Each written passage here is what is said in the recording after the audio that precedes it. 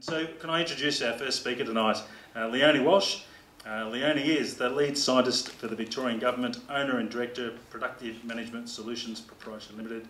She has more than 25 years of technology, leadership and product development experience with multinational companies such as Visy, Henkel and Dow Chemical. So some big names there. Key capabilities include strategy development and execution in diverse and complex environments. The ability to decipher, improve and fully integrate a broad range of financial and non-financial business processes across the value chain, and leadership of diverse teams to deliver a high level of support and services. She's the Honorary President of the Australasian Industrial Research Group and a Fellow of the Academy of Technological Sciences and Engineering, and Victoria's representative on the Forum of Australian Chief Scientists. Could you please welcome Leonie Walsh?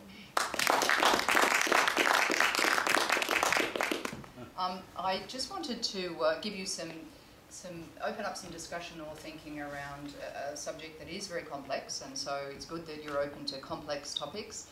And this is around STEM participation and how it impacts the future of our economy, basically. And for those who aren't aware what STEM stands for, it's science, technology, engineering and maths, which is a mouthful, so it's always referred to these days as STEM, or if you want to throw the arts in there, it's referred to as STEAM as well. So my role as the lead scientist, there is only one lead scientist, the rest are chief scientists, and the reason why they called it a lead scientist is because my background's all in industry and not most of the other chief scientists. Their backgrounds are in academia or in the public sector research areas, whereas the Victorian government under Ted Baillieu decided that there were a number of issues around collaboration between industry, academia and government, and one way to address that was to have someone who'd lived in industry, who'd spent their career in industry both locally and internationally, and had experience around some of those areas to come in and be the face of industry and the voice of industry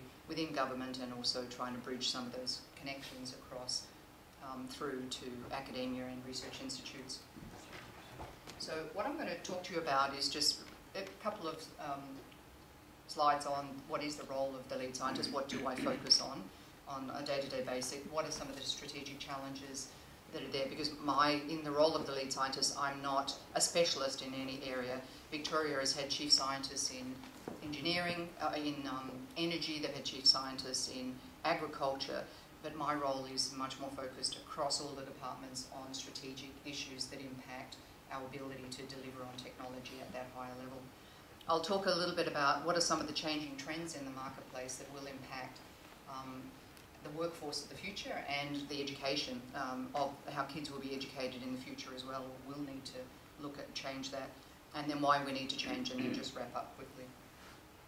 So as a lead scientist, I sit on a number of advisory bodies, which gives me the opportunity to use my experience both from previous roles, but by being out there and talking to people 90% of the time, as part of my job, is to bring that information back and contribute to different committees, advisory committees and advisory boards.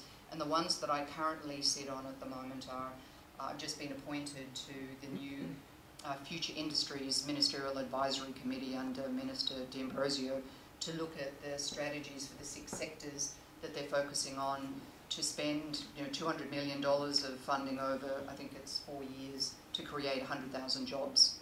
So that one will be, again, quite strategic, and it's a new advisory council. I also sit on the Forum of the Chief Scientists. I have recently participated in a health department advisory council where they looked at developing a strategy for how data is used in the health area. So all of the different hospitals and research institutes collect research data, they collect personal records, they collect health data, and we currently do a very poor job at aligning that data, managing the privacy of that data, and then being able to utilise that data in the future for things like personalised medicine and genomics and all those other areas. So a strategy has been developed and has been provided to the Minister, and now they're looking at how they implement that on a larger scale. I also sit on the EPA Science and Engineering Advisory Council, and the types of things we do are, for example, in the Hazelwood open cut mine fire, because that fire was different to any other fire that they've had in Australia, in that there were acute exposures every day of that smoke, but it was over a very long period, and that we hadn't experienced that type of fire before. And the issue with that fire was around carbon monoxide. So the typical things of where you tell people to stay inside and shut the doors didn't apply in this fire, because it was, the smoke was there every day, and there was a carbon monoxide issue. So the advisory panel in that case were able to draw from their networks and their contacts to pull information from overseas and help the health department and the EPA address the particular concerns of that specific fire. I've just also recently been appointed to the Plastics and Chemicals Manufacturing Innovation Network Advisory Board, and then I do some stuff also on the ICT strategy development internally within government. So, and then from a strategic challenges perspective, when I am out and about talking to different groups, the three buckets of challenges that come up over and over fall into how do we develop a skilled workforce for the future, given that the nature of the working environment is changing, and everywhere you go, everywhere I go, I hear of the term disruptive innovation, and even for companies that aren't innovating at the moment, it's more than likely the sectors that they're operating in are innovating at a fast rate, and so if they're not keeping up, then very soon they could be out of business because the whole sector is changing. So we are in a really dynamic time at the moment, and the education system needs to also address that with regards to what are the types of skills and how do you educate people in the future for that changing environment. So things like the participation rates within STEM, how do you get more entrepreneurship, creativity and innovation in the education system from a primary school level? How do you manage gender diversity? How do we get more girls into ICT and into physics and into engineering? And then how do you manage a job market that seems to be changing much more dynamically than it had in the past? Collaboration is the other area, which is a huge area of interest. To be more successful these days, we need to collaborate more effectively. Australia has the very poor reputation of being 33 out of 34 OECD countries with regards to collaboration between industry and universities, which is a number that I actually don't believe, because I think they count it wrong. But regardless, we're middle of the road in the way our universities and industry collaborate. Having said that, there's a huge number of really innovative programs that all of the universities are working on to improve that collaboration with industry, so that there's an exchange of students going across. There's also a better focus on research with impact and research that can be translatable in the future. So lots of benefits from that. And also, it's so important that we continue to collaborate internationally to look at what are the business models. And I was talking to Bill about coming from the UK.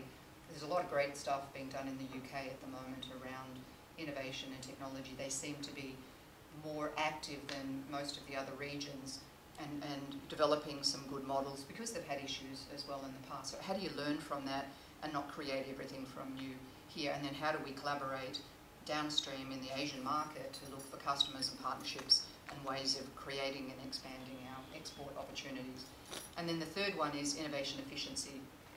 I talked about the collaboration and getting better engagement across university and industry and government, but we also have to focus on how do we get better value for the dollar spend that we put into the technology sector. And we haven't been great. If you look at universities, the number of spin-offs or startups that our Australian universities produce is very, very small compared to other developed countries. And so how do we get better leverage from those research funds so that we are helping to grow jobs and helping to grow the economy by being a bit smarter and more innovative in the way we operate? So they're the types of things that I talk to universities and help connect different organisations together, or if I hear that someone's doing something clever in one area, then you're able to share it with a different group and they can follow that up. So that's, as I said, a big part of my role. But as I mentioned, the business landscape is changing significantly. Over the past 20 years, we've had significant reduction in the number of large companies, and having my background's been pretty well mostly in large companies. And Dow Chemical, when I started with them 30 years ago, they were hiring 10 engineers and scientists a year. They were sending engineers all around the world to set up plants, and Australia was one of their priority countries for that chemical company. That's all gone. Most of the big companies now don't have labs in Australia. There are a few, but not many. Even the likes of BHP Billiton, which used to have 200 R&D staff, now have about 400, and they outsource most of their R&D. So that landscape's changing, and what we have now is 90% or plus of SMEs, and a significant number of those SMEs have less than 50 people in them. So the types of skills that are required to work in an SME are slightly different to the type of skills that are required to work in a large multinational. There's a shift in digital and knowledge-based economy, and as I said, the services sector is a huge component of the contribution to GDP in Australia. It's over 80% of the contribution, whereas the manufacturing sector and the mining sector have been declining for some time now as a contribution to GDP. And so with that comes a greater shift in skills around the digital and knowledge economy. And an example is that over the last 10 years there have been 92,000 jobs lost in manufacturing at that medium to high salary level, but yet there's been over 430,000 jobs created in the healthcare area at medium level salaries. So the result is, as I said, it's a changing landscape and we need to address that. Some other examples that reinforce that is this chart looks at the change in manufacturing share of output between 1990 to 2010.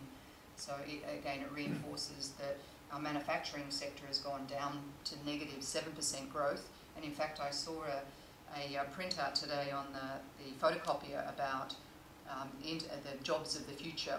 And there's a pie chart with all of the different sectors and the percentage of job increases expected in each of those sectors. And I'm thinking to myself, where's manufacturing? Why isn't manufacturing on this pie chart? And then it dawned on me, you can't put a negative number on a pie chart. So that's the manufacturing side is declining, and the services side is increasing, and that's a trend that's not going to go away. It's interesting to see South Korea, how they've managed to increase and overtake Japan as the leader of technology in that Northeast Asian area, and grow their manufacturing sector at the same time growing their services sector. This is an example to show you the changing nature of the jobs that are coming through. So engineers in the past predominantly went into agriculture, mining and manufacturing. The bulk of engineers, that's where they would be placed. Today, when you see that number, it's a 2011 number, and I would expect that it's increased again, the majority of the engineers are going to professional services. So it may be design, it may be contracting services to the engineering area. But if someone's starting an engineering degree or has an interest in engineering, then they have to manage their expectations of the types of jobs that they're going to be available to them in the future. And a lot of the traditional engineering jobs, or engineers that have come from the traditional backgrounds, are struggling to find opportunities in those mainstream traditional engineering roles. And the last one, which is also quite disturbing, is this was a sample of around 8,200 respondents who completed a bachelor's degree in 2013. And it's the disciplines that they chose as a percentage. And when you look at the male side, engineering and computer science and architecture and building and earth sciences and physical sciences are the highest percentage of disciplines that males chose. When you look at females, it's all of the humanities and education and biological sciences and paramedical studies. So girls aren't picking some of these. It's not that they're failing or to progress through. Even if they're starting some of these STEM courses, they're dropping out or they're not choosing those courses for a whole range of reasons. And as I said, it's extremely complex. There's no single reason. There's a whole range of reasons why that's happening. But it's a trend that we absolutely need to shift to increase our talent pool. We're going to need both boys and girls doing those subjects in the future to have enough of a workforce to be able to cope with the 70% of fast-growing jobs which depend on STEM skills. The other area that we need to really focus on, and a lot of other countries are doing this extremely well, is on the innovation imperative. In the last century, Australia's done extremely well off the back of the resources sector and off the back of land management, opening up new areas of land. Those opportunities are declining, and for us to keep up and be competitive with the rest of the world, we have to be more innovative and we have to grow different industries. And there's lots of opportunities for us to do that, including regenerative and personalised medicine, energy storage, artificial intelligence, autonomous systems, informatics, all of those don't necessarily require a huge amount of capital. They are knowledge-based areas, and they're areas that we have skills in already and can grow some of those jobs. The challenge is that these types of new advanced areas of manufacturing or new jobs often don't require as many employees. So I think we're still going to have a downward trend of jobs available and a shift to jobs that are a little bit more on that higher end, certainly on the industrial side. So we've still got some challenges ahead of us, and I think we really need to increase our level of innovation across all sectors, across all industries. And the way both the federal and the state government are focusing on that are looking at sectors and developing strategies around sectors rather than just broad brushing, saying we're going to work on everything and we're going to throw out money in different forms based on who comes up with a good idea. So all of the funding under the state government has pretty well all been pulled back in from the programs that have been in place, and now the funding will be aligned with strategies that come out of the Premier's Jobs and Investment Panel, the Future Industries Fund, Startup Victoria, Regional Jobs Fund. So to get money out of the government, out of that department, you need to demonstrate that it is aligning with growing the economy, growing jobs in the region or in certain sectors. Federal government is along similar lines. They've picked a range of different areas, and there's a significant amount of overlap for very good reason, because our economy and our society and our well-being depend on each of these areas as aligned with these societal challenges. The types of jobs that are emerging in the future, Victoria has a huge gaming industry. We have great gaming training and education sector. There's lots of opportunities. The whole area of advanced manufacturing, 3D printing that can go into things like, or anything basically from facial implants to cars that are being printed these days to a whole range of areas. Personalised medicine, agriculture with automation and ICT capability, renewable energy, food and dairy, still huge opportunities in Australia, lots of jobs there. And the top one is looking at societal engineering and how engineers are coming together to solve challenges, for developing countries. And this one's a test, or a low-cost portable test for Ebola, which was developed by a group of engineers. So in summary, the whole STEM issue is very complex.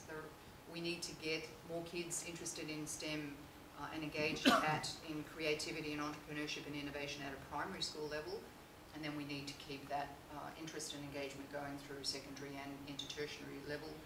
There's been a lot being done to resolve some of these aspects of the education supply chain, but a lot of it's quite fragmented and patchy. And how do we get a large enough scale program and funding so that we can really make a difference? One of the biggest areas is the percentage of teachers that are teaching out of field, and so you've got a arts teacher teaching maths who really doesn't want to do it, but is told that that's the only option and that they need to do that. So there's a lack of confidence, there's a lack of skills in that maths sector, and that's quite, as I said, 40% of teachers are teaching out of their preferred area, and the regional schools, there's 20% of STEM subjects where they find it extremely difficult to fill teaching positions, which means they're condensing curriculum and having teachers teaching out of field. As I said, the job market is getting very complex. How do you keep up with all of the changes in the job market and then connect that to the education system and the various degrees that are coming through? And the other part of it is we can all play a role in this, particularly if you've got an interest in science and technology, is working with kids, your nieces and nephews, your children, and just opening up options, learning more yourself about what some of these changes are, what some of these opportunities are in the future, and then transferring those through to the younger generation. Because I find, the biggest issue is parents not knowing what the opportunities are and the kids not knowing what the opportunities are in the STEM area, but there are huge opportunities and that will continue to grow in the future. So thank you very much.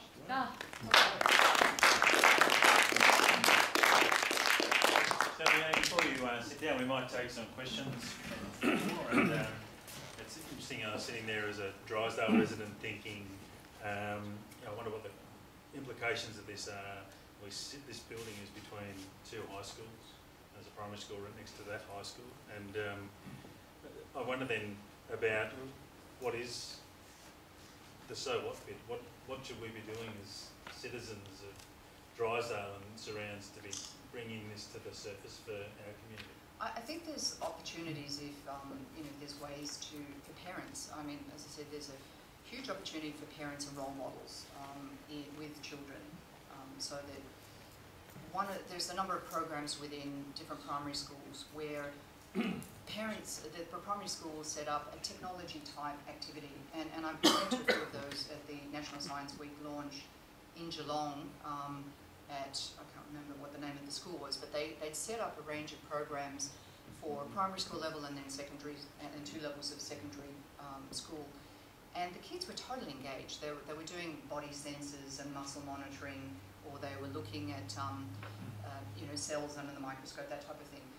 And the schools that are bringing the parents in to participate in those activities as well, so that the parents are learning about different types of STEM or science technology things that can be done, and they can see how engaged the kids are in it, and that they can see how their kids adapt to it. I think that's a simple thing that parents can do, is show interest and do a bit of research yourself on what some of those opportunities are. Because the reality is, a child has 13 years to make up its mind what it's going to do, what he or she is going to do with its career. Through those 13 years, they're going to have a huge number of influences. And the biggest ones are typically parents and teachers. And over and over and over, you still hear girls saying, I was told not to do maths because that's a boys' subject. Over and over today. And careers advisors at schools are still giving that information out to girls, as opposed to, my husband was a physics teacher at a girls' school. And he was a maths teacher and he was asked to teach physics. And he went in there and we hadn't been married very long, and I'd had this experience of going into a mechanics station, something with the car, and being treated like an idiot. And my husband said to this group of girls, he said, I'm going to tell you a story. He said, my wife is very intelligent. She's got more degrees than you can imagine. And yet she went into this mechanics garage and she was treated like an idiot. And his response to them was, I don't want any of you leaving this course being treated like an idiot, or feeling like you're going to be treated like an idiot. And so he taught them how to break down a car, how it all came together, and then they did solar car challenge as well. And the kids loved it, the girls loved it. So I think engaging in some of those things and showing that technologies type courses can be interesting and girls can do them, and helping build their confidence, and opening up choices and options for them is definitely something that parents have a significant role in and can have a significant role. Excellent. I've got a question here. It's interesting that you should mention that, because I think today is the 127th birthday of the Danish woman who discovered that the Earth's core, if anyone's been on Google today, no. It's on the Google Doodle, and she was brought up in the first co-ed school in her country, where the girls and the boys were treated the same, and the girls, she didn't realise until she was an adult that other people thought the girls didn't have the same intellectual capacity as men, which is quite interesting. So that's one little reflection. And then the other thing is, I actually do a lot of career coaching with adults, and had a lot of people through from Alcoa, Shell, Ford, engineers, that kind of thing, where their career path in Geelong has come to an end, and it's taken them a long time to find other options, and also having to go elsewhere overseas and interstate. I'm just interested in that these people, and they're all men, could actually go back into their kids' schools and start making a contribution in their schools, I suppose, while they're waiting for something else. And, yeah, it's really challenging in that these industries have been on the decline for a while now, and the challenge is now there's a concern about it. When developing and phasing into new industries takes years, not a couple of years to do a transition. And so I think it's going to be challenging for some time out to the future. And it's creating opportunities where these engineers that are working in those areas can have a sense of what else can I do, what other roles are there out there. And I've seen lots of examples of automotive suppliers that have moved into the medtech area, or they've moved into advanced manufacturing. But they're fewer examples as opposed to the majority. Some of the organisations are making transitions and others are finding it more difficult. But it is a matter of just trying to work with those engineers to say, well, here's some other types of engineering roles out there in the professional services area that your skills are aligned with. And I think the government are very much looking at that from a skills perspective and how do you work with people that are out of work now that have valuable skills that are transferable, but just don't know where to start. And I think that's a challenge a lot of. But in the meantime, they can go to schools and start sharing their and doing the mentoring that Bill was talking about. Another question here, Tom. Yeah, only you talked about dynamism. What being in a very dynamic period. You know, that whole dynamism. It happens in the blink of an eye nowadays. It's really scary. It's actually quite scary. Just listen to Meredith talk about and your response. We don't have a lot of time. And the kids are so well connected now. The knowledge is there. They don't have to go to school to learn the knowledge. All they do is Google it up and there it is, on their iPad or on their whatever it is. Well, I went out to the John Monash Science School last week, and I spent a couple of hours out there. And the way they're teaching the kids there is it's all around a collaborative teaching style. So they're working multidisciplinary. They're working in groups, with the teacher. They're bringing in PhD students to work with them on topics. And so those kids are going to come out, and that's what they'll know. They'll know how to interact much more broadly. The kids do, but there's a gap between where we are now, where we are now in society. We believe that longevity in the job, therefore, permits you to tell people what it ought to be tomorrow and the day after. Where the kids are saying, no, it's happening far quicker. And I think it's a huge gap. In your role, if you were running, just say Victoria anyway, not Australia, but what would you do different? What would you do different? The problem is, and I've been asked that question before, not by Tom. but it's so complex, and the challenge is, and I told the story earlier tonight how I had a Year 10 student working with me a couple of weeks ago, and I asked him to, one of the projects I gave him to choose from was comparing the Australian, the Finnish and the German education system, because the German and Finnish education system are supposed to be two of the best in the world. And when you look at the differences between those education systems and ours, so much of it involves culture. So those teachers are treated with respect, regardless of what they're being paid. Their job is respected and held up in high regard, and that they're confident and they have great self-esteem and they're continually upskilled.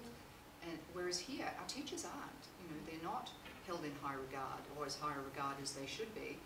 And a lot of them are, as I said, teaching out of field, and they lack confidence and they're not getting that right training. So there's a cultural issue too there, and the same with the industry academia issue that I talked about earlier. Most of those barriers are cultural, where you've got university lecturers who are focused on publications and citations saying working in industrial research is second class. You don't want to do that. Why would you want to do that? You're a pure scientist. What would Leonie Walsh do different? I would bring some experts in, and just look at all the pieces and look at how we can develop integrated systems. So the biggest problem that we have at the moment is everything's done fragmented and patchy. I'd look at what's working to address some of these major challenges around collaboration, around skilled workforce, and then work out who is doing it well and look at how can we develop some large-scale programs that will have more critical mass to try and develop enough change to get that cultural shift in there as well, and change some of these measures that are holding us back. But that requires quite a bit of money. Thanks. Let's take our last question. And Greg, I'd just like to ask the only question building on from Tom's there. It seems in our country we're very good at closing industries down but not actually building new industries. And it concerns me coming from an auto industry in terms of seeing the demise of that industry within this country. And this is a political statement by saying this, but an example of that closing industry is the challenge that Joe Hockey set in Parliament, which was to Holden, put up or shut up. And so they shut up the very next day. They made that announcement. It seems that we're very good at the talk around, you know, creating new jobs and transition, and particularly you see it in Geelong with such acure politicians coming into Geelong saying this is what we're going to create. But they seem to be very slow in terms of the evidence of how they're actually going to grow within the country. And you see particularly like you know, the science budget in last year's budget. I'd just be interested to see, what do you see, building from Tom's question of what would you do, or what should be happening now, so we can perhaps influence both local and also state federal politicians about the need for change, contrasting with, say, areas like Scandinavia and Germany. Because I don't think we can actually take models from either UK, Japan or the US. I'm perhaps looking more to those, you know, economies of similar size to ours in terms of population. But you can take models from the UK and the US, you just have to adapt them. But if you look at industries that are growing, as I said, the document that I saw this afternoon had sectors that were growing by over 20%, you know, in the next 5 years. So, and you look in the professional services and the number that I showed earlier, about 430,000 jobs created in health services. So there are areas where the jobs are growing. It's just in areas such as manufacturing, which require high capital, the whole energy, mining sector, which are also very capital intensive. Seems to be the common theme that when companies have to reinvest to keep their technology updated, excuse me, they now have to compete with all of the other countries in the world, which they didn't have to do before. And so the decisions are being made not to do that here. And that's been a shift, whereas that's why the knowledge and the digital economies are growing, because it doesn't require the capital. It's easier to innovate. And Australia's doing some fabulous innovation in the small to medium, you know, enterprise area and across a lot of those digital areas in the whole medical, bio and life sciences space. There's some significant innovation and growth in those areas. And as I said, I've spent my career in traditional manufacturing and just seen it on a continuous downward, irreversible spiral because of those major shifts in, firstly it was Southeast Asia and then it was China, where they just started to become much more competitive, and so all the multinational companies started focusing on those regions and not supporting Australia so much. And as I said, that when you don't have the capital to invest, those industries start to decline. Can you please thank Leonie Walsh and I have a duet for you. And Martin Hall and Carlo Corello, both are directors from the Petal Thought Group. Martin Hall holds a Bachelor of Architecture with honours from Bristol University. He's a Master of Arts in Architecture from the Royal College of Arts in London and is a member of the Royal Society of Designers. And Carlo Corello has a Bachelor of Architecture with honours from Melbourne University. He's a Technical and Project Director responsible for the delivery of our most complex and prestigious projects at the Petal Thought Group. Petal Thought Group is an independent company practising in architectural planning and interior design with its offices in Melbourne, Asia and the Middle East. They're a commercial architectural arm with the core operation of their office and covers a number of industry sectors including sports, architecture, commercial offices, residential and hotels, aquariums, industrial and retail. Can you please welcome Martin and Carlo?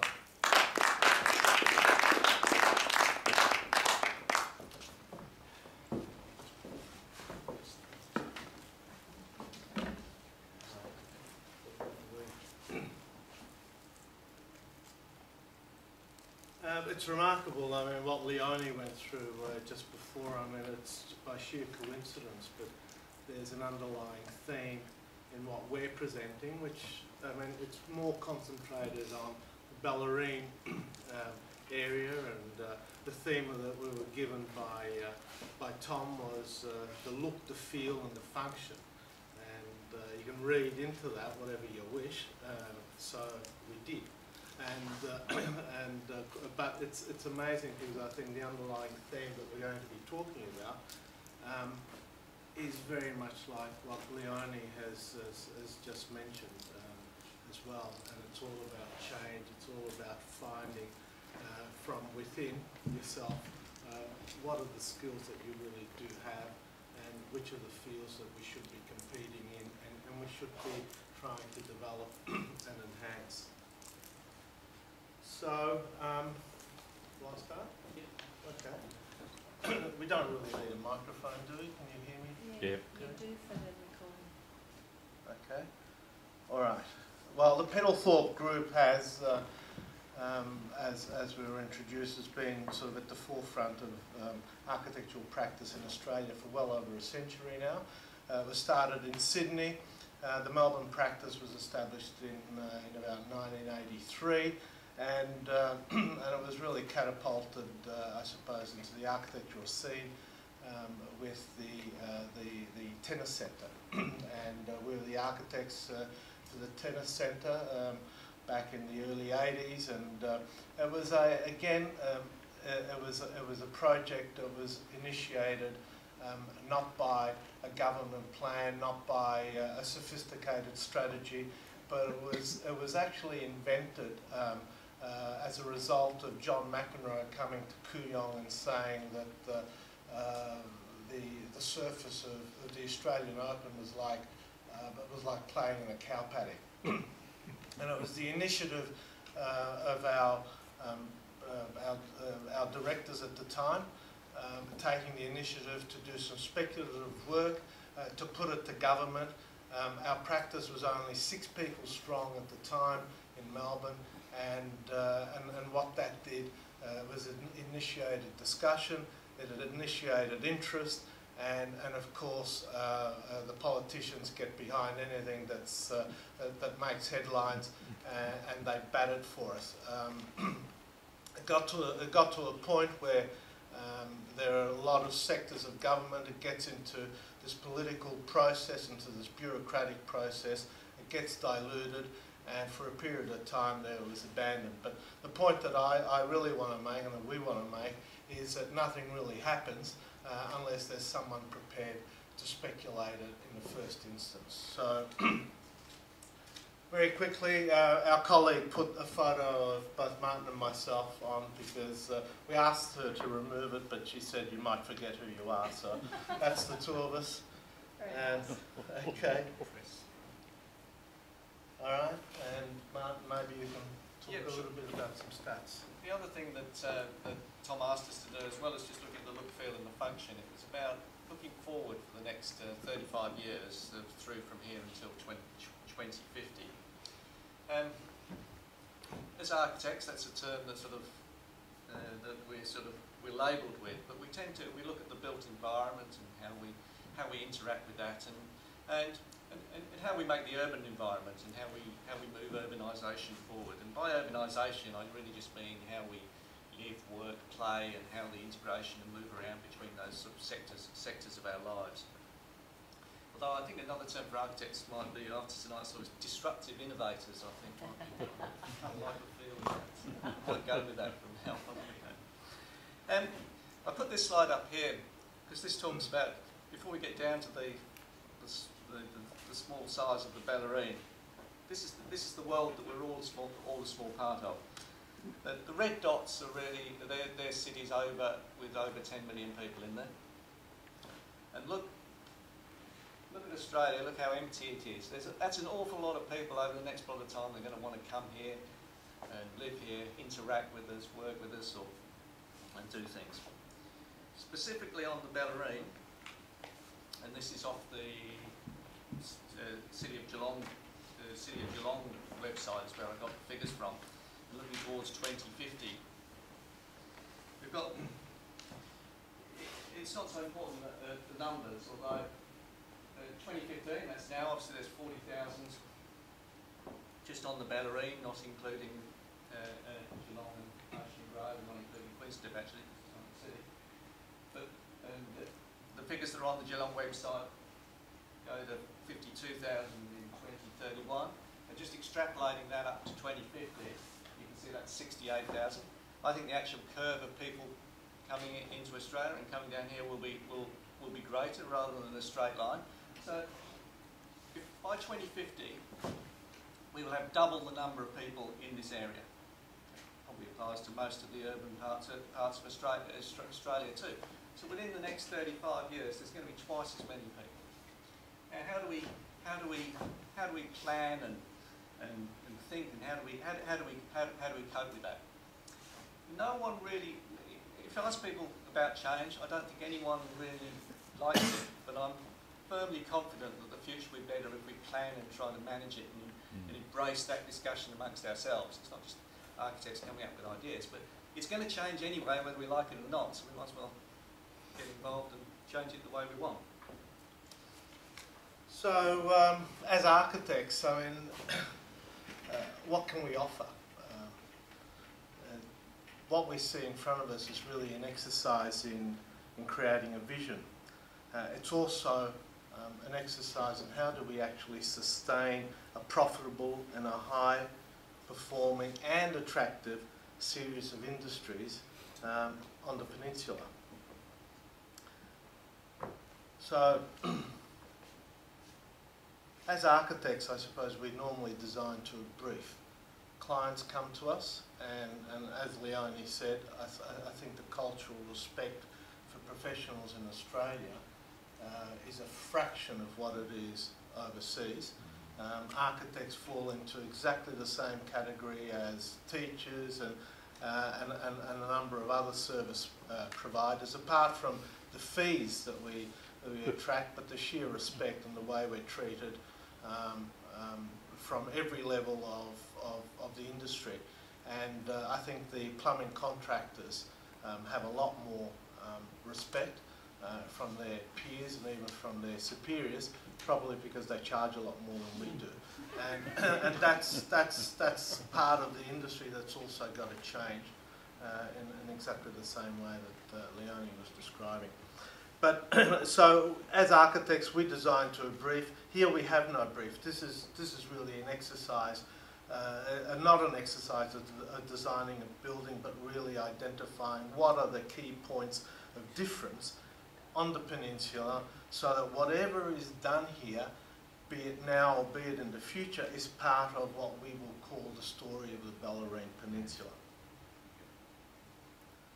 So the first step in any exercise such as this is to create a master plan. We've got to have this vision, we've got to create a vision. And the master plan for the area depicts what are the key aspects, what are the things that are most important, and lock these in so that the main elements of any infrastructure can build off these. And what you have in front of you is a diagram that we developed with Tom. And I suppose it identifies each of these key aspects of the peninsula and basically what it can offer. You can see ferries, you can see aquaculture, you can see a bit of sustainable energy, tourism, and so forth and so on. So again, reflecting on what Leonie was saying, we need to change, and anything that we do in the world needs to change. Now, everyone, all of us create a comfort zone, and it's a comfort zone which we all seem to want to coexist in. Anything that is perceived to even threaten that is automatically rejected. It's our nature, right? So, but change is necessary, and if anyone here has read Montelusa, the Leopard, famous book, it's all about the aristocracy, and the aristocracy, particularly in Italy, and I have a bias towards that, of course. But one of the extracts that I pulled out of that book was that in order to stay the same, you need to change, and that is the underlying theme now of the whole Italian government, because it finds itself in the same dilemma as the Greek government, as the Spanish government, and to a lesser extent probably the French. People seem to live off their history and lock themselves into history without wanting to move forward. Change is uncomfortable. So there's the leopard. It's not actually a leopard, but the book is called The Leopard.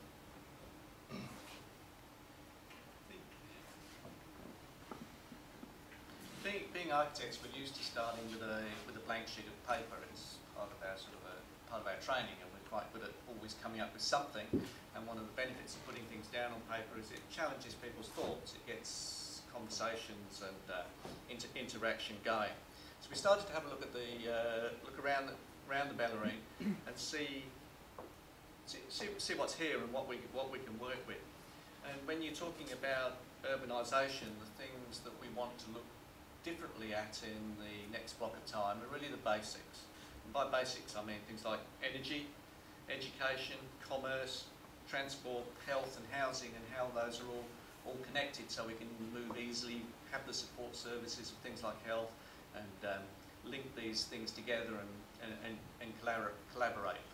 Some of the simple models of urbanisation that are driven by transport and distance are less important than they were, because we can move around quicker and easier over distance. Some of the drivers of old-fashioned cities are to do with how getting things closer together, where we're not quite so driven by that. Energy. We want to, obviously, I think most people agree, we want to build a sustainable future. So we want to use energy in a different way. One of my general thoughts, leading on from the previous topic, is that as Australia, as a small country, we can't choose to do everything we'd like to. And I think that actually, from government support downwards, we should focus on a few industries and really do those to the best, rather than spreading our limited money and resources over everything. I know that would be hard to make those choices, but I think it would lead to an exciting environment where we're the best at some things. The other thing that comes out of that is innovation. One of the great things for the Bellarine is Deakin University and the connections with that. It's actually quite good having one major education thing. It's very good in supporting the brand, and I think there should be strong local links between the Bellarine community and development and collaborating with the university. That will lead to enormous gains within the environment. The other, I suppose one of the ideas we'd like to push is that we should try and get ideas behind what we call brand Bellarine. So that everything to do with the we're used to hearing that in terms of talking about food and the quality of the food that's developed here. We've seen successful models where that's applied to things like McLaren Vale and Yarra Valley. There's a tremendous opportunity within Bellarine to focus all our energies into that one brand and get some energy going behind developing the brand.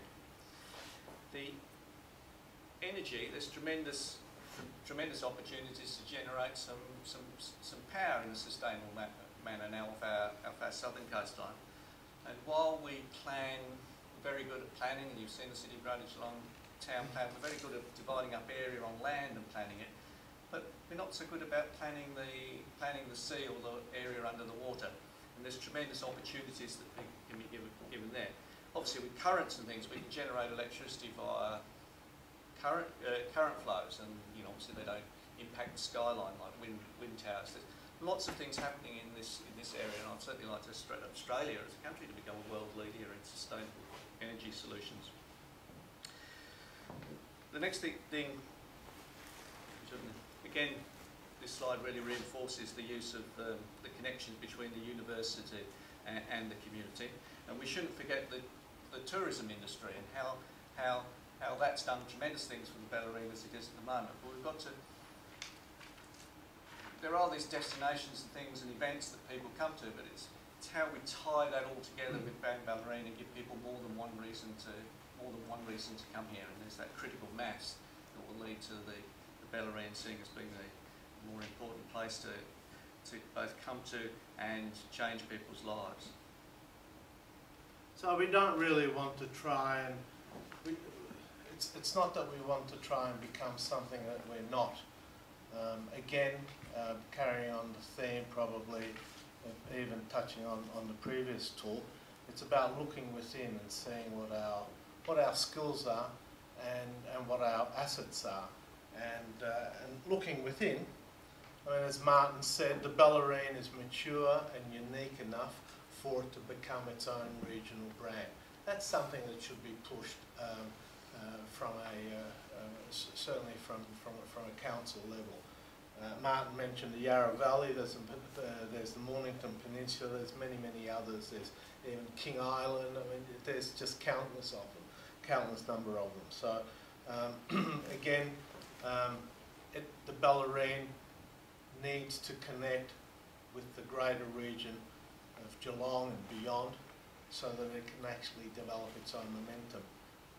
It can't continue to develop if it does it purely and simply on its own merits. It needs to tag along to what the whole region offers and then branch off into its own area of expertise and of assets that it might have.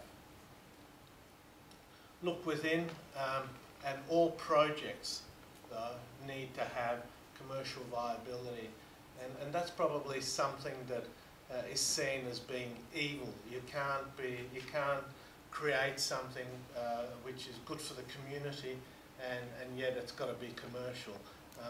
And as architects, sometimes we're considered evil if we work if we work with developers and we don't create pieces of art that cost a lot of money and end up really not being a useful bit of architecture. And as Martin said before, we start with a blank piece of paper, and what we do is we create environments, and environments are the very thing that shape our everyday living, and they shape the way we feel, they shape the way what we become, and they shape our children. So we want these visions to happen, but in order for them to happen, we need to be realistic enough to understand that they need commercial viability. We need to subsidise them. So let's explore what can be developed in each of the categories that we've identified. Let's see how we can develop this vision.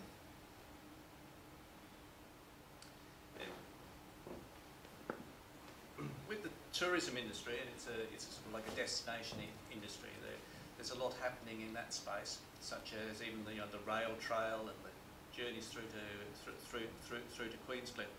What we've got to be better at doing is capturing either a high volume of people or connecting the events, which I think we do a good job of. But it's about reinforcing that it's not just Queenscliff or Port Arlington or all the places, but it's part of the Bellarine experience. And I think the more people we expose to more of these features, the more it will reinforce that brand appeal.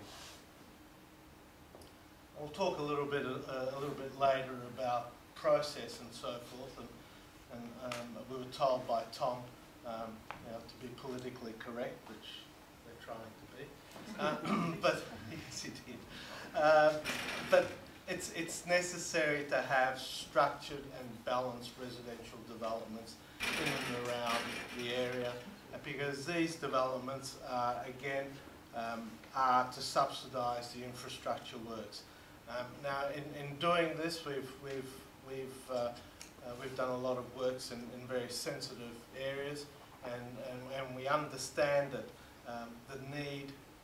there is a need to provide guidelines and strict planning parameters, I suppose, and they need to be part of the planning process. These can be put in place. We've done projects in areas such as Mount Macedon and so forth. All these planning processes and parameters can be put in place so that development is controlled and works within a certain theme. And I suppose the important thing here is to understand that you do need development. And what you see there is an example of a project that we did in Aireys Inlet on the Great Ocean Road, and it took 3.5 years to get it through planning. We had graffiti on the fences. Everybody objected to it.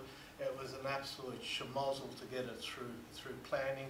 And eventually it got a permit. It was built, and everybody is complimenting on how wonderful it all is and how it's actually helped the whole business district of the lower shops in Aireys Inlet. So there you are. I'm talking about change. I'm talking about that resistance to change that seems to occur, particularly in our field, over and over again. What Leonie was talking about and so forth, there are industries where people don't even pretend to get involved or to be involved because they are unrelated to it. They don't understand it. But with architecture, it seems that everybody seems to have an opinion and voice that opinion, and that's part of the political process that we struggle with on a daily basis. The Bellarine boasts a huge selection of wineries and golf courses, and combined with associated accommodation, these can easily become a destination for tourists and seasonal festivals. And Martin's been working with the RACV Club, and Martin, they have a whole series of different packages. One of the things they're doing that's been very successful for them, we work with RACV at their resorts. We did City Club, and we're working up at Royal Pines in Queensland with them. What they have done that's been very successful is to combine all their golf courses into sort of one membership. One of the things we could look at on the Bellarine would be trying to get that linkage going, so when people pay for a round, they can play at any of the courses and make a weekend of it. And I think that was one of the ideas behind the golf membership, but it's been a very successful and a fairly cheap thing to implement for the RACV. We call them golf crawl. And of course the nature of the region and the freshness of the region, the ability to market its organic and healthy lifestyle. Lifestyle is such an important part of our stressful lives.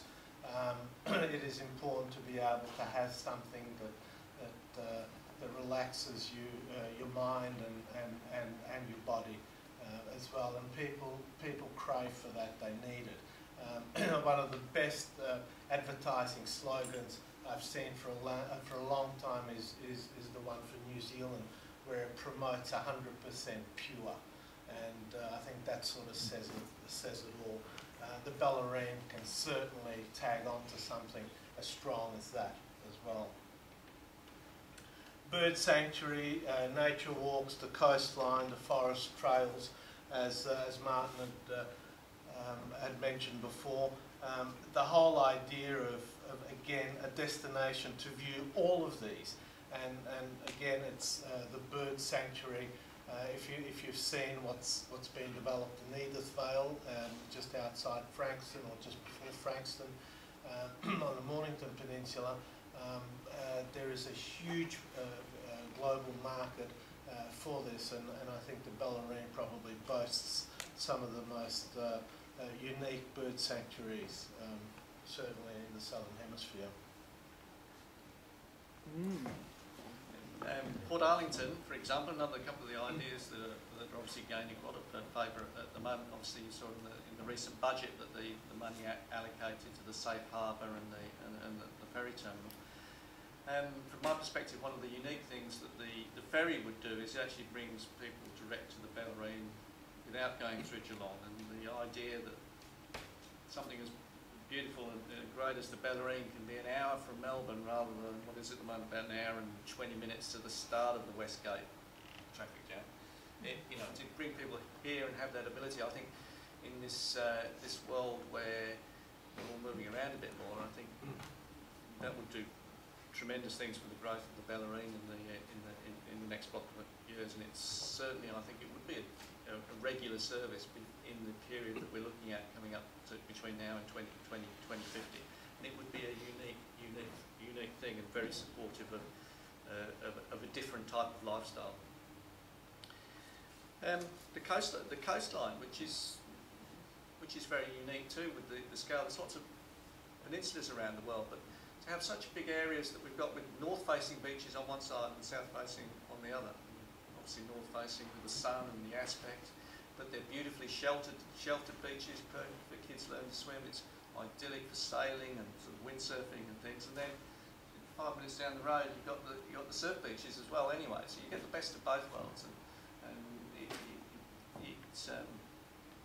really is a great destination. And I saw some lovely old photos when the train used to run all the way to sort of Queenscliff, to look at some of those old photos now and looking what we could do again in the future, both the boats that went around the bay and the trains that took people on holiday to Queenscliff, and you see these packed trains and things, you think, gee, it'd be great to do that again, and we can if that's what we choose to do.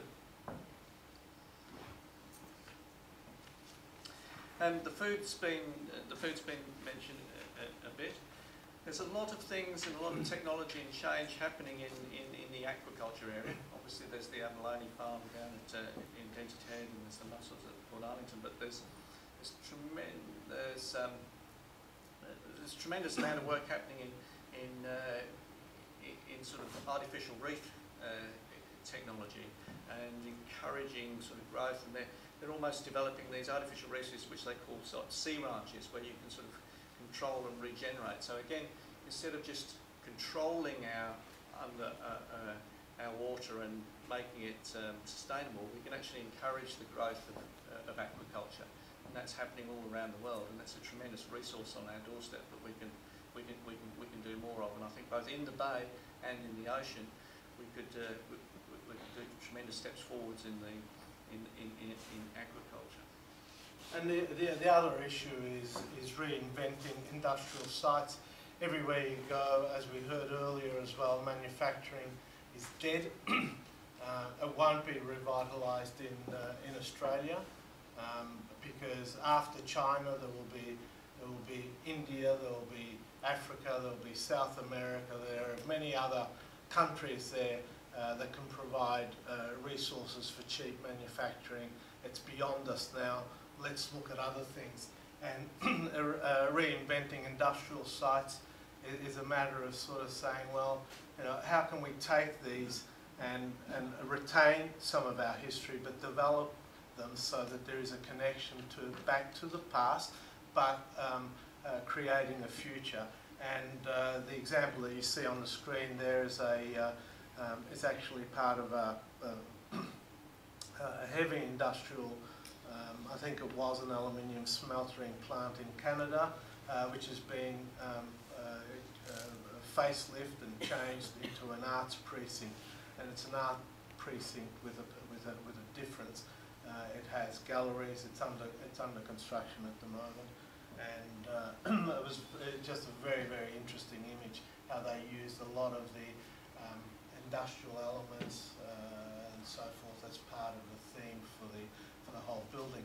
Now, all over the world you've seen this happen. Probably one of the most popular and famous redevelopments of what was ugly once upon a time has now become a real attraction is probably the High Line in New York, how they took a viaduct, a railway viaduct, and created something so unique and so particular to New York. Not only is it an asset to New York, but everything around it has actually blossomed because of that.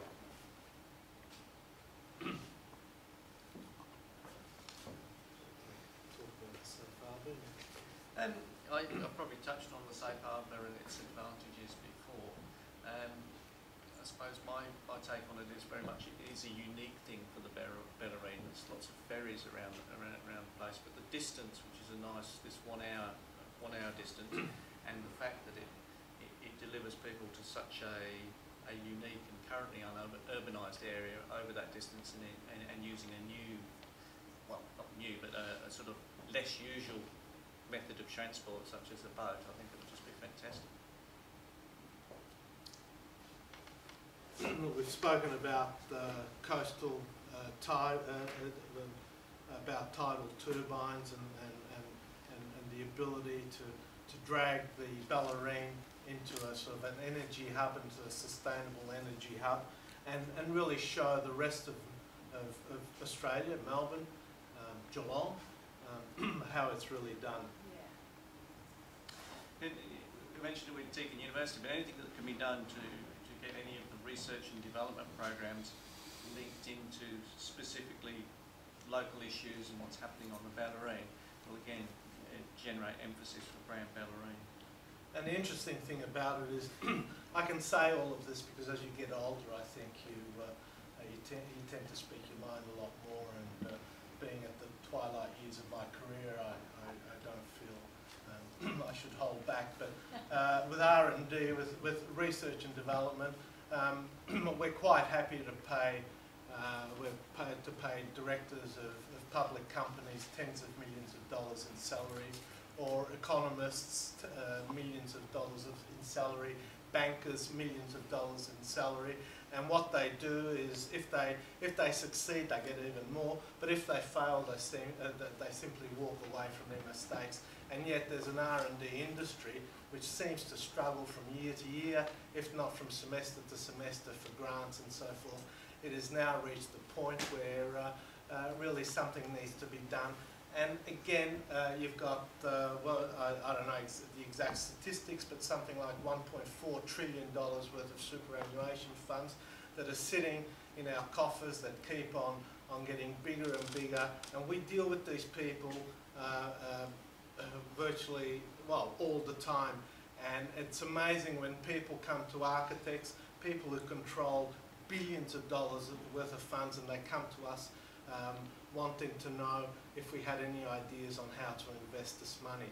I mean, that just shows you that there is a lack of foresight, there is a lack of planning, there is a lack of strategy in how we use our own resources. So research and development is one of the key industries in our country, and unless we recognise that and we support it, and it's supported by government level, it's got to be pushed by us. It's got to be supported, it's got to be funded, and it's got to be rewarded. Then we'll become a third world country. So that's my point of view. So the master plan. This is a master plan. This is what a master plan looks like. This is an exercise that we did a couple of years ago for the old salt works closer towards Geelong.